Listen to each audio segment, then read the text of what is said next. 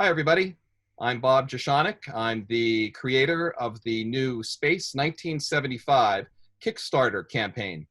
Now, if you haven't heard of this campaign yet, I'll just tell you it's a fantastic project that is bringing in a whole bunch of authors to write some amazing stories that are all space opera based and that have a 1970s flair, whether that's in terms of music or clothing or themes or whatever. And it's a really wonderful project. We're about 62% funded at this point, and we're looking forward to funding by our deadline on September 1st. So that's coming up fast, but we're feeling great. It's going to be wonderful, and I hope you will join us in supporting this project and making it a reality. Now, today, I'm speaking with one of our authors, one of the members of our author team. His name is Dean Wesley Smith, and he is a longtime author of space opera and science fiction and Westerns and mystery and everything except maybe Regency Romance, though he could write that as well. No, I couldn't. No, that's the one subgenre that I don't even understand it. It's a fantasy world that I can't even comprehend. So yeah, it's its own form of opera. Yeah. But anyway, Dean has written just about everything. You've written hundreds of stories and hundreds of novels as well. Yeah, I'm at about over 200 novels and 500 or 600 short stories now, and all kinds of books and other stuff, outside of that and in combinations thereof and things like that. Yeah, I've been doing it for a long time. And so it's been fun, I just keep writing and people keep buying the stuff, which is always grateful. I'd keep writing even if people weren't buying it, so it doesn't matter, but I'm having fun. Yeah, that's great. Yeah. Well, Dean, you've written a lot of space opera and a lot of science fiction over the years. For a while, you were editing the Star Trek Strange New Worlds series. That's all space opera. It was out of pocketbooks. It was, I edited the 10 volumes. It ran for 10 straight years. I edited all 10 volumes of it. And it was basically short stories that were Star Trek stories. You wrote me a couple too. In fact, I think you got second and first in the contest in 2 different years, right? Yeah. And, and so, it's, you started a whole new category actually just for Star Trek. And so, it just was, it's been great fun. That I also did about 25 Star Trek novels, some under my name, some under other names, some with other authors. I did about 25 novels and then the 10 Strange New Worlds. Well, plus the movie, right? Didn't you write Klingon? Was it Klingon the movie? The game. Yeah. Klingon the game. Yeah. I did Klingon the game. That was a full feature-length movie. It was a live-action game directed by Jonathan Frakes. And then, by and large, I then novelized my own movie script. But it came out. It was an experiment in live-action gaming. And it was great fun to do. Great fun to work down at Paramount Studios and down there in on their sets and everything. Wow! So I had a blast. Working with I ended up getting do what? Working with Commander Riker. Yeah. Actually, I've never met him. Ah, okay. Never met him. I also wrote a book for him called Abductors for Tor, and I wrote that. And so I worked with him a lot. Never had the privilege to meet him. We just always crossed paths in different ways. Sure. Yeah. Well, that alone gives you a lot of cred in the Star Trek and space opera world and science fiction universe. But you've written so much besides that's not specific to a licensed property. Yeah. Currently, I think you're working on the Cedars universe novels, right? Yeah, I have a huge space opera. It actually originated out of Star Trek and out of my love for Doc Smith, which was Skylark in Space back in the 30s, I think is when that came out. And by and large, Doc Smith had a young kid invent a spaceship in his backyard, and off into space he went. And Doc Smith was the basis of a lot of the Star Wars stuff. Lucas just ripped off of that. Blackie DeSqueen was the villain in the Skylark series. Of course, that's Darth Vader, you know, and the whole thing. It was just a complete homage to Doc Smith, and other science fiction writers. But in one of the Next Gen series, Picard was at a planet, an archaeological dig, and they were trying to figure out why all the races in that part of the galaxy were humanoid. And he basically, you know, he said, "Oh, it has something to do with the Cedars. This thing was seeded." And I went, "Oh, I like that." And so I took the old idea of kids, you know, college students inventing a new drive and going off into space. And they discovered that all the planets, all the Goldilocks planets, on the yellow suns, were all been seeded by humans, and all had come up exactly the same, because the Cedars stuck around and made sure all the events took place through history in exactly the same way. So all the civilizations were the same, all the planets were called Earth, and that's my Cedars. And so I started telling stories from the Cedars' point of view as they are seeding these galaxies, and big stuff goes on. But the Cedars can go by galaxies like fence posts. And so, you know, I really enjoy dealing with the size and the space of our universe by and large, and how large galaxies are and everything else. And it's been great fun. It's all space opera. It's hardcore space opera. You know, in fact, I think I probably will do you a Cedars story that I can set in the 70s on one of these worlds. And it would be great fun. You know, a combination of, they all go through the same same exact thing. Yeah. The 70s existed all the way along. It would be a blast to do. And I haven't dug down quite that far, but I'm you know, I'm kind of thinking, wow, that would be a logical thing to do, is do a Cedars in the space opera, you know, get this funded, and you know, which is, you know, you're gaining on it. So yeah, we've got some momentum, and we're coming up on the final days, but things are picking up steam, though it's been pretty steady even through the middle point. And I'm feeling really good about it. And we've got a lot of people who are interested, and we've got some really great rewards. I hope people will jump in and take advantage of those, because we have some really, really cool stuff. There's one in particular that I would love to have myself, even if I weren't involved in the project. And when I tell other people about it, they seem to get really excited. And that's the digital crate, what we're calling a digital crate, which is sort of a mix of different items that we're pulling together from all the authors in the set, including you. And it's different rarities and memorabilia and things all together in the same place. And it's the only place you can get all this stuff together. So that's a cool one. I think people should grab that one, because what you're going to get out of people like me and Peter David and all the other writers you have is going to be great fun. All kinds of stuff. Well, that's why we brought you in, man. I mean, you've got a way of telling stories that's unlike anyone else. And you know how to have fun with something, and yet you know how to get to a depth of character and strong plot arcs and strong character arcs and incredible setting. And I'm really excited to read whatever it is you write. Well, thanks. Well, you're the editor, so if you don't like it, you get to send it back, and I get to do it again. Oh, this could be interesting. Yeah, I just have fun writing. You know, I figure if I'm, you know, sitting alone in a room and making stuff up, and if I can't have fun doing that, there's something really wrong. And, you know, so, and plus, you know, I was selling stories in the 1970s. So, you know, I don't know if you knew that when you brought me in on this, but I literally sold short stories in the 1970s, science fiction. In fact, one of my stories came out in a magazine, and I was on the table of contents between Asimov and Ray Bradbury. And which was like, for a young writer, I opened that up and went, and kind of put it down and walked away. I wasn't that young at the time. I mean, I was 25, but I mean, you know, compared to how old I am now, I was young. But you know, it was, so I was writing and reading and being in this world that you're talking about and doing here. So, you know, this is kind of a fun flashback for me.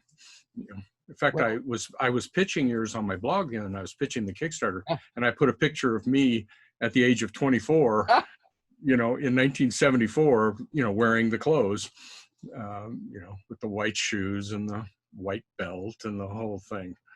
So Well, except for the outfit, you looked exactly the same as you do now. So Oh yeah, you haven't aged a day, man. yeah. No, I haven't gained a pound, haven't aged a day. I want that old body back right now.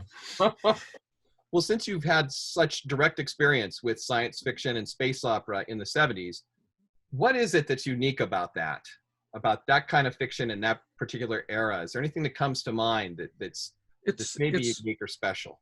It's exactly like your background. It's the feel. It's the 70s. We were coming out of a period in science fiction called the New Age, the whole thing that Michael Moorcock and Harlan and a few of the others did in the 60s. And I'm not sure what the name of what they called it now. It's completely irrelevant, but they had this thing where they wanted to make science fiction more like a New Yorker story. And it failed miserably, just failed, because the science fiction readers want a happy ending, good guys win, all that. And so the 70s became a battleground in science fiction itself for the remains of the new wave type of stuff. And then the writers going back to traditional, but better written. See, the 70s were when science fiction became a high quality writing in the actual writing and the characterization and everything else. In the 50s, there was some great stuff done, but the characters were pretty cardboard and pretty cliched and stuff. The 70s was the start of all of the high quality fiction we're seeing today here in 50 years later. But it was also a rebound from that. And so they went to exactly what your background is, the big settings and the big worlds, and Star Wars, of course, was that 76 or something like that? And and I just, I didn't see it, but at that time anyhow, but that just changed the whole dynamic and made it this great adventure again. And that's what it was all about. And that's when Star Trek came back too, was in the 70s, and then the Next Gen and everything else. It was all in that period of time of having the good guys win and having an adventure. And it was the trappings too. There was a lot of setting trappings and different kinds of things. So, basically the feel of what's behind you in your background there, it's just exactly, you've got it right on the head. And the blasters and the lasers and all that. It all came back, but it came back in better writing. Yeah. And I think that's what your anthology is going to do. That's why people should grab this thing. Is simply for the fact is it's going to be high quality writing, high quality authors, and fun. This fun stuff. That's very much what I want to capture in this anthology. I mean, we're having fun with it as we promote it. We're talking about disco balls and smiley face buttons and platform shoes and all that sort of thing. And that's part of the 70s, that cultural veneer. Oh, absolutely. But I really want to get at that power of real space opera in that time frame when there are no limits. That's right. It's like there aren't even really technological limits within reason.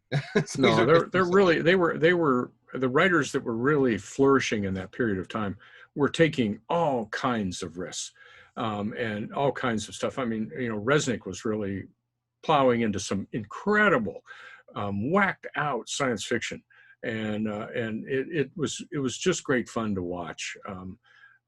All of that stuff and be a part of it, write some stories back then.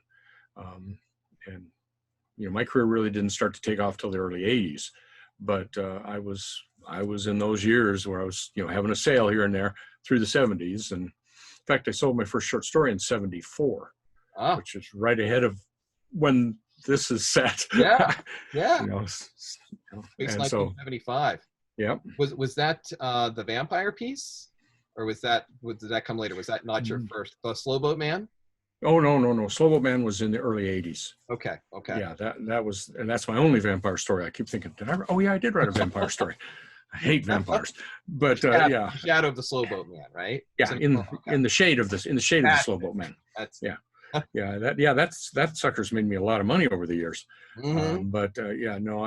I was writing science fiction and horror in my early years. I was kind of a quasi science fiction, some space opera, but space opera, as an early writer as I didn't have the tools to do it well. And so they were all getting rejected, gratefully so, in hindsight. But the horror, I had the emotion and the characters down a little better. And so, you know, I was this science fiction horror type of thing that I was doing, which didn't really last long. I think that was a little small world, you know, there between the, you know, what Harlan and Moorcock and those were doing, and the breakout of what you're trying to do with this anthology of the great fun, you know, and the space opera. So I think I happened on those sales to drop into a little niche that slowly went away. As they do sometimes. But a lot of them over as many years as I've been doing this, watch the niches come and go. Yeah. Well, just in my career, which is much shorter than yours, I've seen a lot of changes. Oh yeah. They never stop. It never stops. Yeah. You just got to be able to adapt with them, go with them. You know, not write to market, just write what you want to write, which you're famous for doing so. So actually, you actually do write to market too. You wrote a lot of Star Trek yourself and other stuff. Yeah. I have done that. Yeah. But you know, you're such a pro, and you've been doing it for so long, and you're working at such a high level, and that's you're the kind of author that I wanted for this project, for this Kickstarter.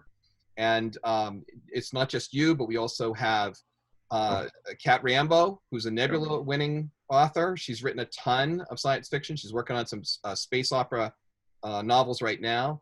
We have Ian Douglas, or William Keith, goes by both names. Well, I think Annie Reed is going to be one of your stronger ones too. My God, yes. Yeah, Annie's in there, and that's just, I mean, I've read a lot of Annie stories over the years, and man, when she hits on it, she hits on it. Yep. And yeah, that's one of your strong ones. And of course, Peter David, if you can get to one of the isn't he a stretch goal? He's a stretch goal. Yep. Yeah. I really hope we hit that. I'm feeling good. I know we can do it with some backer support on board, and you know, people have to move soon, because we're only going to be offering this stuff for another couple of days. So, you know, everybody jump on, because you can help make this a reality. We want this book to happen. Yeah. I want to read this book. Yeah. I do too, to be honest with you. I do too. I think it's going to be great fun. So, I'm having a lot of fun with it already. And we have so many other great people involved. And we have Craig Martell, who's also, he's an indie publishing advocate. And he's the head of the 20 Books to 50K group. And you are also very influential in that regard. You've done a lot of work in indie publishing, author education, and networking with authors, and helping to make that indie publishing world a reality. Last 12 years. Yeah, pretty much that's all I've done. I left traditional publishing and went completely indie. And, you know, I published 100 novels and all kinds of other stuff in indie now. But Craig, I think, may be ahead of me in indie. I think I've got him in total novels, but I think he's ahead of me in indie. Okay. But, Well, I've attended the 20K a couple times, done a couple of their keynote speeches and stuff. Yeah. Been great fun. Well, I'm grateful for all the work that you've done over the years. And like I said, all the educational opportunities that you've presented, and all the fiction that you've written, and the presence that you've provided, and the inspiration that you provided too for so many of us. You've shown us what we can do, what we can accomplish in this new age of publishing. And it's meant a lot. It's helped me and many others. Thank you. So that's that energy is going to help to push this project forward. And I'm glad you're part of it. And I'm really excited to see your story. Thanks for inviting an old goat like me. I appreciate it. Now, what would you say to people out there who are watching this right now, who might be considering backing the project and are sort of thinking about it, but they're not sure? Oh, absolutely do it. Mostly because this is going to be a project that will break some ground. You know, I think that this is going to be one of those projects that gets a lot of attention once it gets into being. You know, and especially with the writers that you have, especially with just the topic itself is such a fun topic that it's going to go really well once it becomes reality. And Kickstarter is a great way of doing it. And so I jump on and back it. I think I backed it I like reading paperback, so I backed it at your paperback level, your trade paper level. I would highly recommend doing that. Grab one of the larger ones. Get the thing with all the goodies in it, you know, things like that. Just get in there and help this get over the top. So then the pressure will be on you as the editor. Oh, then the pressure starts. Yes, then the pressure starts, because then you get the fun of editing all of us idiots. But I'm working with such pros. Yeah, I'm you should be figuring that fine. this is going to be smooth and easy. So Yeah, you should be fine. Just don't edit us much. That's the key with pros. Leave us alone. believe me, I know. Get us to turn the story in on time, and then leave us alone. That's the tricky part right there. That's the tricky part. That's on-time stuff is the tricky part with old pros. Everybody's so busy. I mean, everybody involved with this project is writing, and publishing. Yep. And Yep. so there's always a lot happening for everyone. So yeah, absolutely. Everybody's committed. Everybody's excited. I'm excited. I can't wait for the digital crate. I can't wait to see what everybody turns in. It's going to be a great project. Everybody out there, please jump on board and yes, back please. this project. Yes, please. You see the URL, you see the link at the bottom of the screen. It's been up there through the whole interview, and just follow that link or look it up on Kickstarter if that's easy for you. It's called Space 1975. Dean, thanks a lot for coming aboard, and thanks for the interview. Robert, thank you.